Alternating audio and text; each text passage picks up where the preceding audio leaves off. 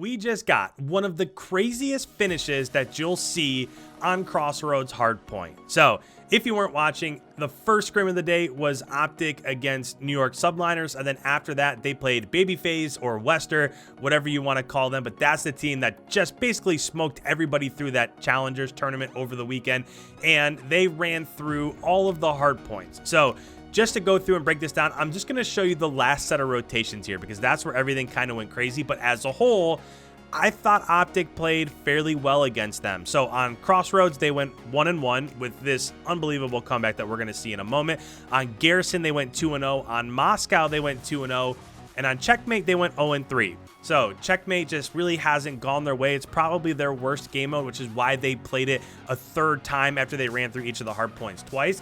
But as we go ahead and step on over, we are actually on board with Envoy. I wanted to get the point of view of an SMG that's kind of that entry guy that's up in the action of all of these hard points, especially as it goes towards the end. But right now we are inside of P1, and we also have to talk about the P4 change. So we're going to talk about the change from the P4 hardpoint location towards the end once it finally gets there. But as we're on board right here, we are inside of P1, and when P1 popped, it was basically pretty much a tie ball game.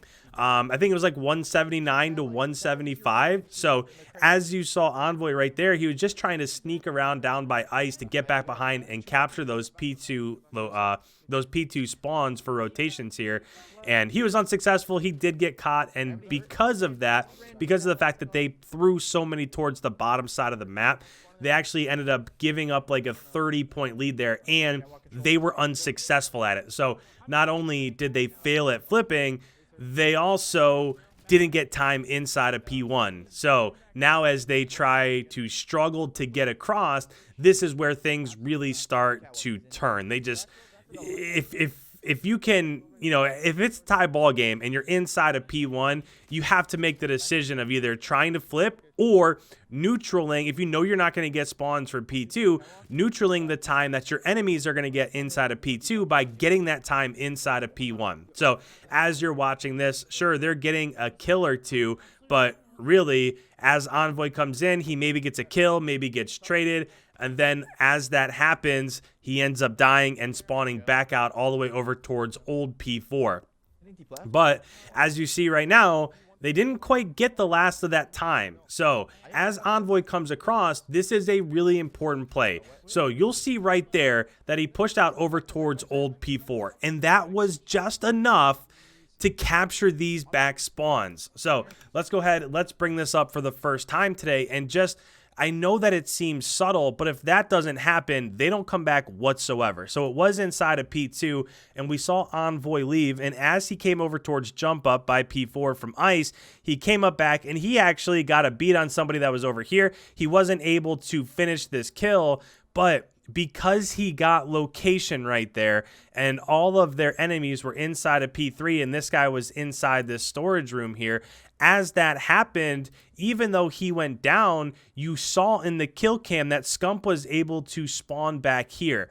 And because of that, when Scump came up, he was able to push in towards P3 and essentially stop the game from ending right there. So let's go ahead, let's press play, let's get back into it. But you see that Scump got a kill inside the hardpoint, and now Envoy and Formal both finish up the last three, and now all of a sudden they have spawns for P3. And what you're gonna notice is that due to the changes in P4, you can play the setup a little bit differently, and you can chain together P3 and P4, and we'll talk about it in a moment. But so far, you can see that they were holding down ice, they were holding down the cross across bridge, and eventually they're just holding down all of the lanes, and they're just stopping the push from behind. Now, one thing that I don't love from WestR is you saw them really try to push out the back, the same route that Envoy took when this is popping, and I just don't love it. I think if they just hit right at the beginning, if they just hit the hard point, all they needed was 1 point, and that was really it. And you just kind of heard Formal say right there, let's go ahead, let's go back. You just heard Formal say that they only needed one more stop right here. So as we bring this up again, remember, P4 is no longer back in this left-hand side. They've moved it up top. And for me, I personally really like this change. And the biggest reason why is because P4 was super dominant before. So the way that P4 was played before is that if you were the team that had spawns for P3, you would just keep these back spawns. And once you were over here inside of P4, you could just have one person pushed up over towards any of these headies overwatching ice. You could have one person watching the push towards the top. That person a lot of time was out beneath or on the side here, just pushing the top or watching the push over towards P1. And then you just had a player or two inside P3 or inside this top storage room. So that was the setup, and it was really easy, right? Say this person ends up going down. That person that's down on the bottom watching ice could just rotate over and pick up that kill. And then once that player comes up off of spawn, they could just trade out and he could just take bot. I mean, this was really, if you controlled P3 and P4, it was really pretty easy to win this map based off of those two. Now, with the new changes, so with P4 being up here on the top side of the map, it makes things a little bit more interesting because as it goes towards P4, the dominant spawn is being back ice over here. So being back behind old P4. And the setup, when that happens, it's actually pretty easy. So what could happen is if you have your main AR over here inside the hardpoint, they can just watch the push from P1, and anything in that top lane can basically be covered by one player by themselves. So as that happens, now the other part of this is that if you watch the push across bridge, so if you have somebody in this area watching the push across bridge, they can also just run over. You saw Envoy playing this role and just check the jump up lane on this bottom ice over here. And if there's nothing there, then they can just take a second and a half, run back and cover the same thing, which leaves both of your SMGs to kind of just wander around inside of P3, and say this person goes down, one of your SMGs can go back over towards bridge and watch the cut while the other person comes up off of spawn. So essentially what happens now is that as P4 pops up here, you have one spawn here, and this is the dominant spawn, and you have the opposite spawn over here back behind P1. So as they're coming from P1, they have to push this top lane, which is really easy to hold down from an AR, a main AR perspective. You can run mid P3 right here, but once you get inside, that's really where all of your SMGs are, or you can send somebody down towards jump up, and once you get around this corner, it's really tough to win this gun battle also if you don't have the height advantage.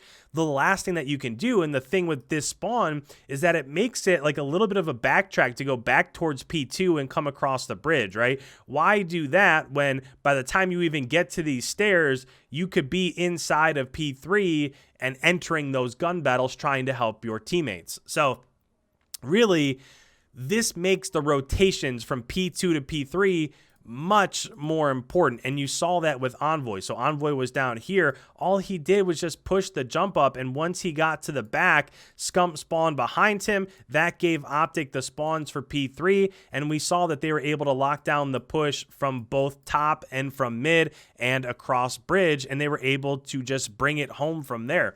So let's just go back over here. Let's go back like, I don't know, maybe 30 seconds. And you can see as you're watching the minimap in the top left-hand corner, you can see right here that they have basically one person watching the bottom. Right there, Formal ended up dropping from Paul.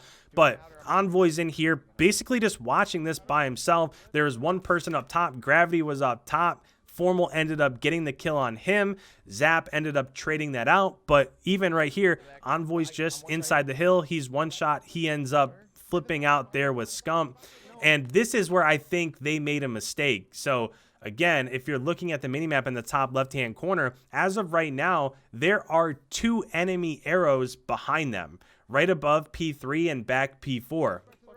And the interesting thing is, as these spawns come in, since Scump was able to trade that kill on Venom, they actually still kept that P4 spawn. So you can see, just again, the minimap in the top left-hand corner, you can see right here that person just came up off spawn. So even though they had somebody in the back, they were still able to keep those back spawns, and normally that would be enough to push them out. But I think the fact that this enemy player wasn't quite pushed over far enough didn't block those spawns, and they were able to keep those. So as we go back and we just watch this, I mean, basically Formal's just soaking up this time, gets this kill on Gravity. He dies from Paul, but Scum quickly trades it out. And at this point, there's 4 seconds left, and now they just need 1 kill. So this is the exact setup we talked about, where you have Formal watching the outside lane, you have 2 players watching P3 and the cross from Bridge, and Envoy's over here just watching their flank. So as this is coming through, there is 1 player that tries to get behind. Venom's going to come up behind Envoy right here. I was a little bit shocked that Envoy didn't get that kill. I mean, it didn't look like he really missed a bullet, but at that point, Dashy gets 2, and as the last few seconds tick off here, they actually do get a clutch kill. Who is it? Right there, Gravity sneaks behind, and he gets the kill inside on Formal, but right away, Envoy's able to trade it, and with the last 2 seconds, Scump rotates over towards time, and they end up getting a 250 to 249 victory. And in this one, I don't know if we actually see the kill totals here. Envoy had 38. He doesn't shuffle through them.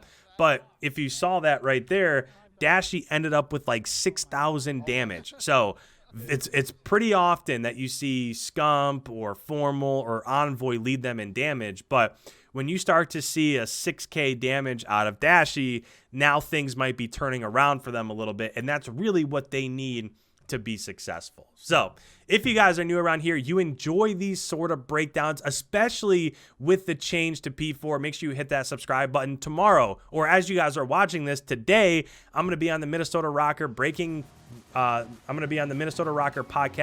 breaking everything down for the start of the CDL 2021 season. So go follow them on YouTube. I think it's 5 p.m. Eastern Standard Time. I'll be on there. Leave a like as it helps out the channel. And with that, guys, thank you so much. We will see you in tomorrow's upload.